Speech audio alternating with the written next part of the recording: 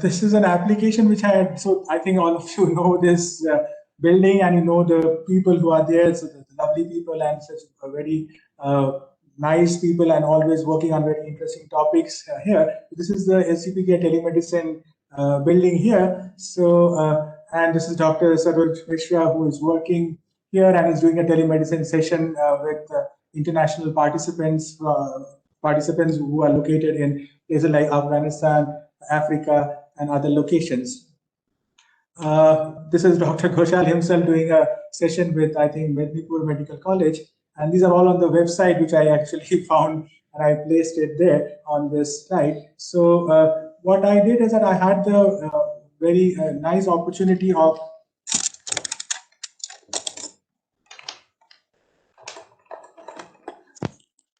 I had the nice opportunity of working with Dr. Saroj Mishra and his very good team of people who are there. And what we had done is that we had got access to some, and this is again another slide about telesurgery in practice, and that is getting broadcasted for education purposes to remotely located hospitals. So what I was talking about is that I had the very rare opportunity of working with such a good team where telemedicine is one very used technique to actually reach out to the to remote locations for education purpose and also for facilitating in consulting as well. So so this is again another photograph about where I think education is being imparted to doctors located at a remote location. So now you must be wondering, so what is the connection of artificial intelligence here? So what I could do is that I had picked up the schedule. So the schedule, daily schedule that this medical college or the super specialty hospital SGPGI follows with the other centers to where it actually does this telemedicine with. So they are spread across the country, northern part of the country, eastern part of the country, southern part of the country, and also I think some in the western part of the country. Now, some of them are academic institutes, and some of them are hospitals or medical institutes on their own. They may be having academic activities happening, or they are just taking care of patients there. So that is what is where these telemedicine sessions were being broadcasted to at that point in time when I was doing this study.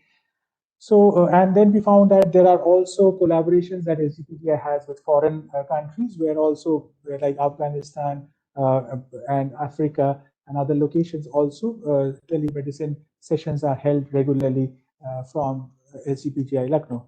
I think even with Raebareli and other locations also it was happening regularly. So what we had done is that we had picked up the schedule of the sessions that were happening. So on a given day, how many sessions were happening and what type of that session was it? So was it a general session? Was it a tele-CGI session? Or was it a follow-up session? What was happening? So we had picked that up from the data or the schedule that was being used by the center to broadcast to the various location. And we also had found out that from the schedule that the various departments like clinical immunology, transfusion medicine, endocrine surgery, pathology, all of them, I think around 7 or 8 of these departments, radiology, were doing broadcast or were doing this telemedicine sessions to the remotely located centers or like medical institutes across the country. So what we wanted to do, again, this is also one of those sessions in progress, I think, yes. And these are all the rooms at Lucknow, your Lucknow Center, and you can see Dr. Saroj Mishra also here, so with his team. So what we had tried to do was nothing great, but a very interesting thing that what I wanted to learn is that since you've got this data with you and you have got these sessions which are happening, and the sessions are happening to remote locations. So can we actually get a model to learn the pattern in which these sessions are happening, right? So as I was mentioning, KS is actually the place from where the sessions are getting originated.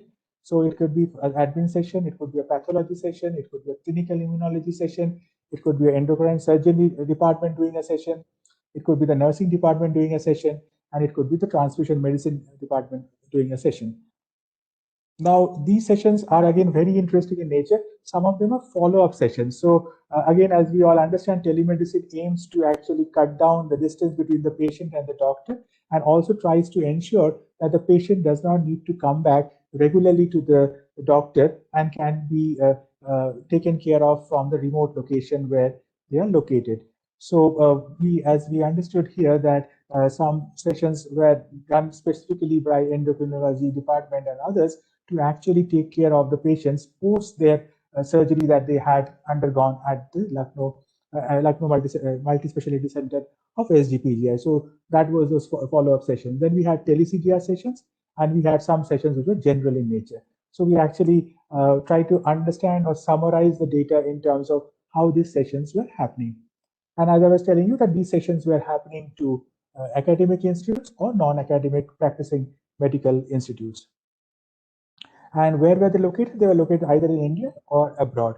So what we were trying to do is that we were trying to learn from this data whether there is some pattern or by which we could actually figure out that what is going on, and can we automate this entire process of scheduling.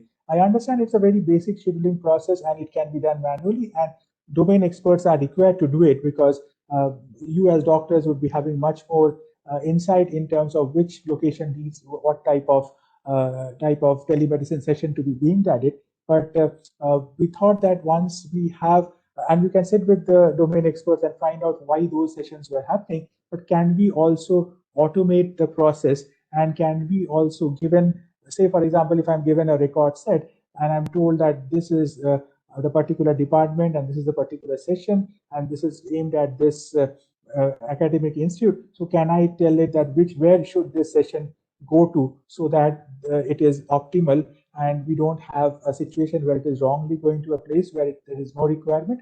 And it would also help in optimizing the resources, because as we understand, all of you doctors are very busy, and if we can have a model which can actually ensure that this time utilization of doctors is optimized, then that can be the best case situation that we could have. And all these telemedicine sessions can be correctly designed and scheduled so that there is no chance of any of them going wrong.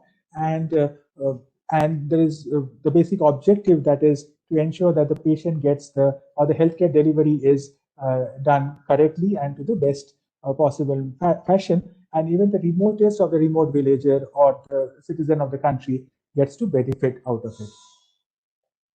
So what is the methodology that we had followed? We had tried to, as Dr.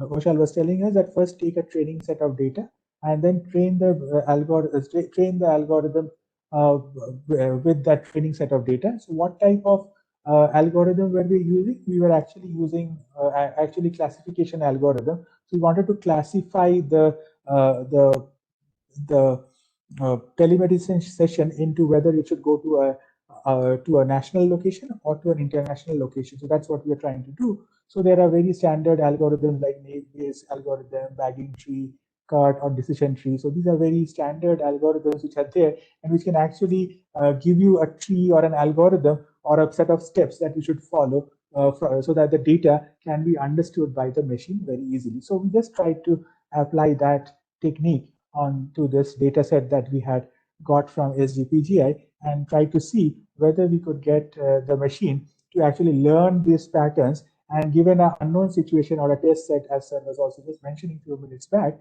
can we actually can the machine correctly tell us that whether it should be beamed to a national location or to an international location. So what was the data like? So the data we picked up was around 5-6 years of data that we could pick up, and here we had so we had two models that we created. One is for the national and one is for the international, and we tried to see whether they were doing, which of them was doing better than the other. So we had got around 500 data points for the international sessions that were being held by SGPGI, and around 2,000 data points for national sessions which were being held by SGPGI. And we found out there are six departments at SGPGI who were very prominently involved in this telemedicine activity. And as I was telling you, that there are three types of sessions that they do, mostly general, tele-CGR, and follow-up. and remote locations are either academic or non-academic, and that's how we were looking at this data set. And the remote location can be again international or national. So let us look at the results of the, or if I just say something which has.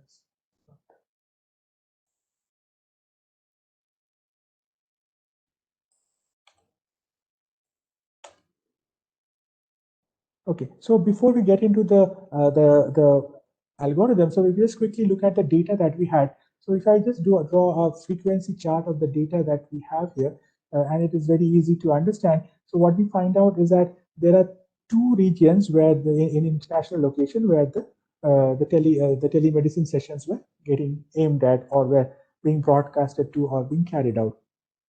And if you look at this data set, we find that in case of region 1, the clinical immunology and the endocrinology surgery clinical immunology, this is the clinical immunology department, and then we have the nursing department here and the transfusion department here. So they were carrying out some general sessions and some CGR sessions. That's what they were doing, right? So this is what they are doing. So mostly the general sessions are predominant in nature, and whereas they also have some tele-CGR sessions being conducted by these department, clinical surgery and endocrinology surgery and transfusion medicine.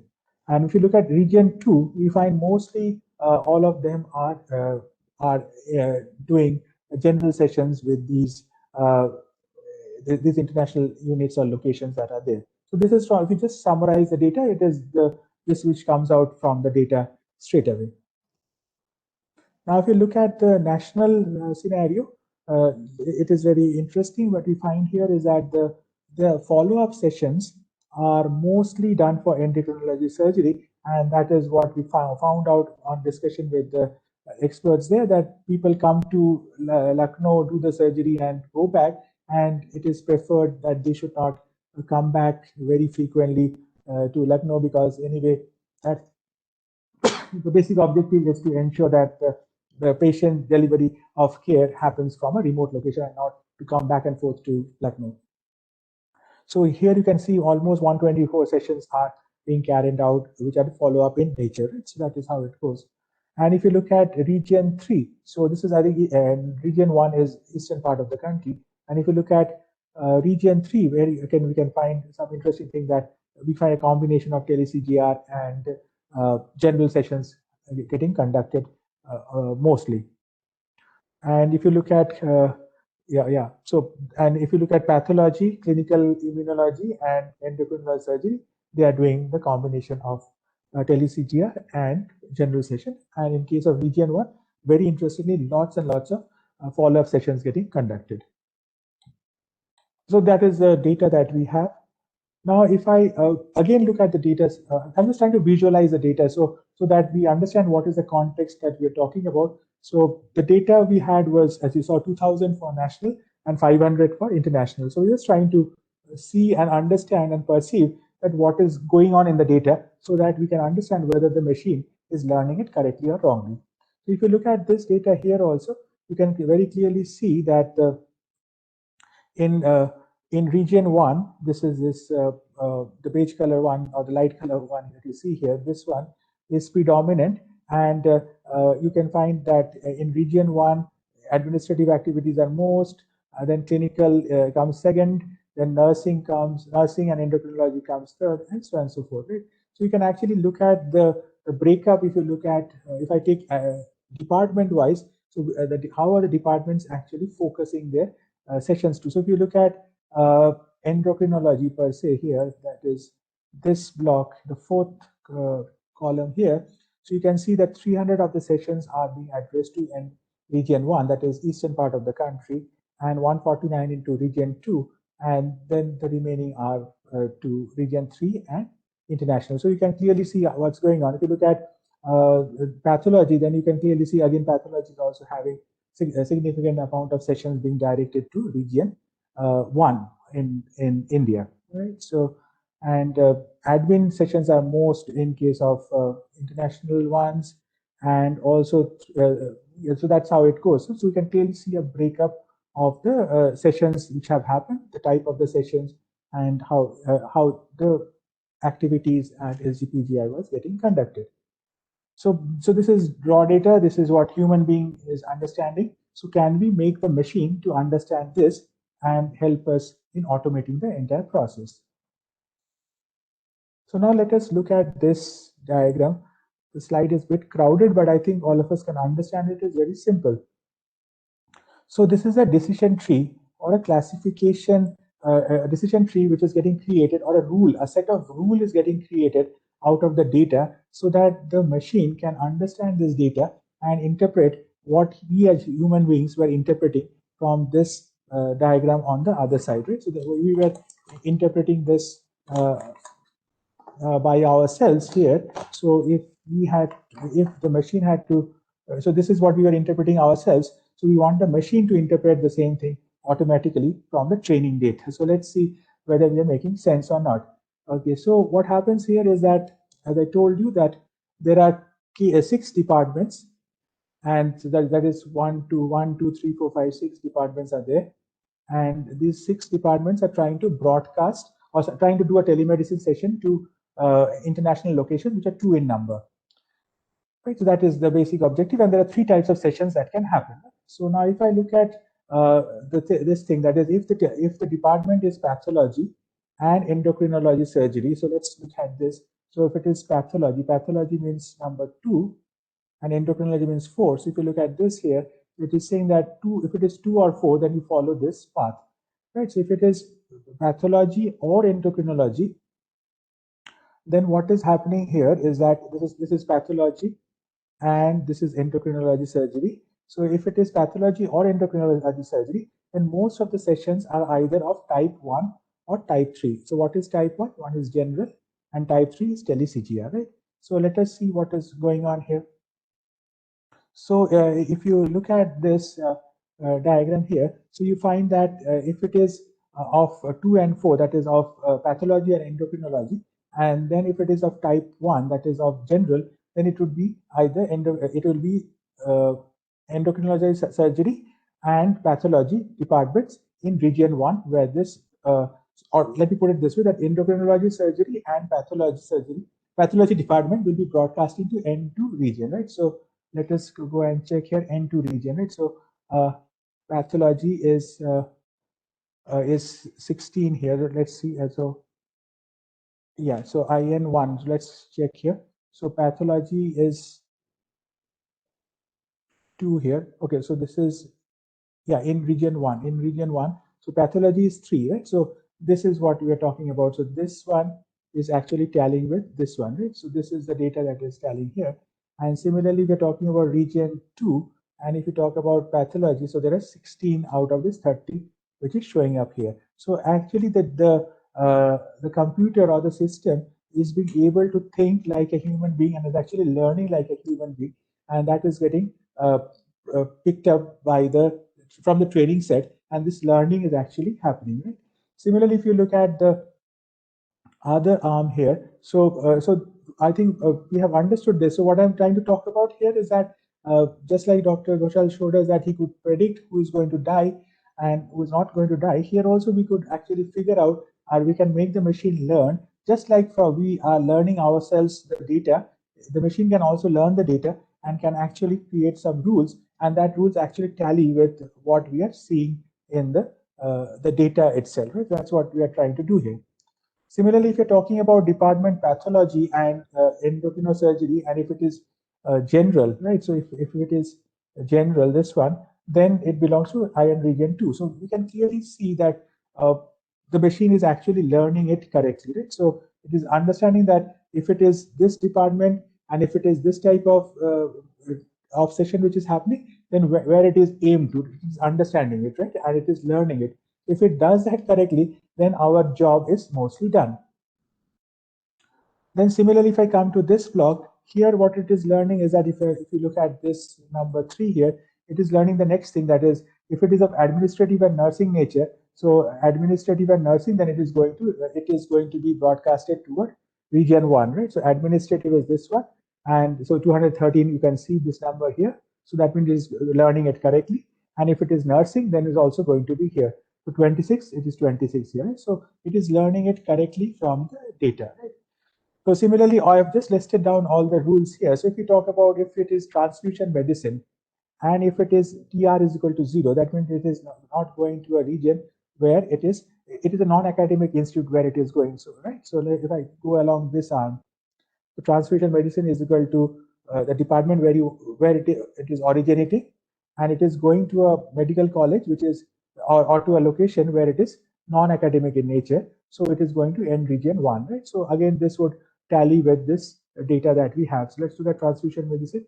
So it is here. So and it is going to end region 1, right? So it is actually tallying. So the machine is actually learning the data, and so that is the first step of it, that from the training set, the machine should be able to learn the data.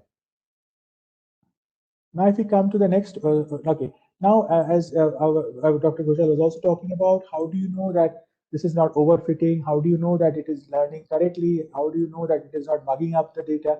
So for that, you have to again split it up into training set and testing set, and also do a validation out of it. Right? So here we broke this data into training set and testing set, and we tried to check whether it is doing correctly or wrongly. So what we found out is that since there were two regions, N1 and N2, so we found out that here 25 regions it was doing correctly, it was finding out correctly, and 6 regions it was finding wrongly.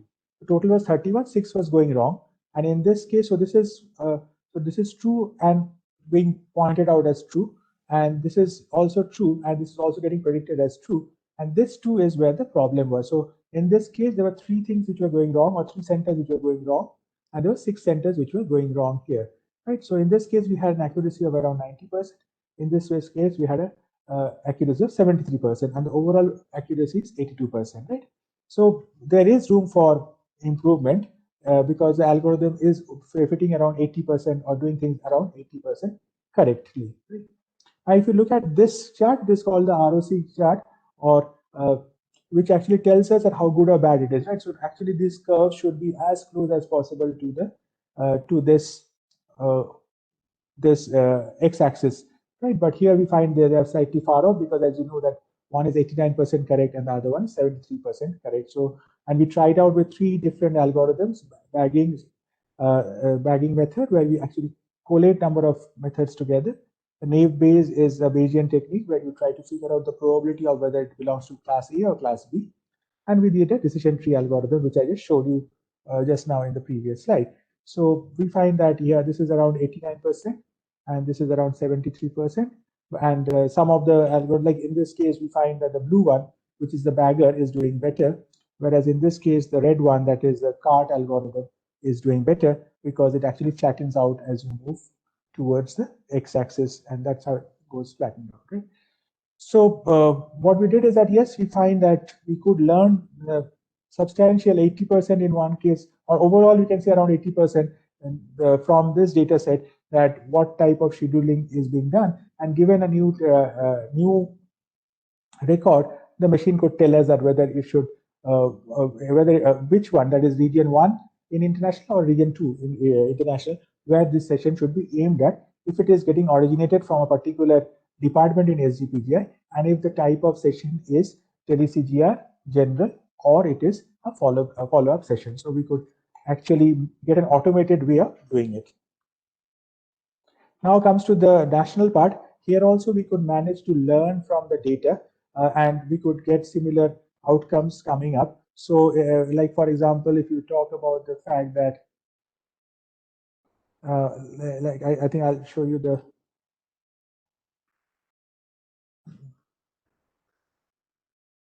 so let's talk about this clinical immunology, right? So if you talk about an endocrinological surgery, right? So if you talk about endocrine surgery, so what we figure out is that it is generally some of them were general and some of them were follow-up sessions, and the machine could actually learn those sessions correctly, right? So that is what we could figure out from there. Then we also did a performance analysis of this data. So what we found is that the eastern region was being most correctly being interpreted, whereas region 2 had a couple of issues here. This was not being picked up correctly. And for region 3 also, we have 50% accuracy. So there is a lot of room for improvement, but the overall accuracy is around 83%. So again, from here, what we find is that the machine can be made to learn the system. So if you look at this diagram here, the decision tree that we saw is doing better than the other algorithms which are there. And in this case, the blue one, that is the bagger, is doing better than the others, right? So in this way, we can actually make the machine learn the schedule. So it's a very simple problem that we're trying to address, though it can be done by a human being. But suppose we had to do it using a machine, we could also do it, and we could get this correct as much as possible in terms of 83% here overall accuracy, and the other one 82% overall accuracy. So that is what we can do. And once we do this, then what happens is that it actually helps us to improve the efficiency of the healthcare delivery system, because now you know exactly where to beam what type of sessions from which department, and that can actually help in reducing the time of the delivery, and also will ensure that the remote located patients are getting the treatments that are happening. And it's going to be a help to or a win-win situation for both the citizens, the doctors, and society at large is going to benefit out of it. Right? So that is what I wanted to share out of it. A very simple problem that we are trying to do, where we are trying to get the machine learn the overall schedule of the SGPGI telemedicine session, and then trying to help in creating better automated schedules for the unit. Right? That's what we are trying to do.